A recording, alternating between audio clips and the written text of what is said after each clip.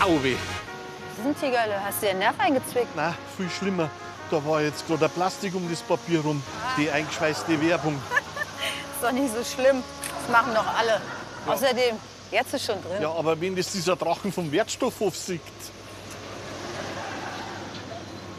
Hier ist doch keiner.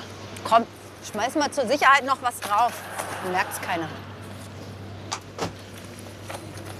So, jetzt habt ihr der erwischt euch nicht, hä? Erwischen? Bei was denn bitte schön? Wir entsorgen hier lediglich unser Altpapier. Stimmt's, Tigerle? Ja, nur Altpapier. Kein Plastik oder so. Aha, kein Plastik oder so. Und was ist denn da mit dem ganzen eingeschweißten Werbung, hä? Wir haben alles ganz genau gesehen. Gell, Mirko? Hui! Kameraüberwachung? Das dürfen Sie doch gar nicht, wegen Datenschutz. Und Plastik in den Papiercontainer schmeißen, das dürfen sie auch nicht. Wegen Umweltschutz. Also, Also was? ist es jetzt? Also rausholen! Ja, aber wie soll ich das jetzt machen? Das Zeug ist da total tief unten drin. Das weiß ich auch nicht. Entweder rausholen oder 200 € wegen Umweltverschmutzung. Sag doch auch mal was, Tigerle. Ja, was denn?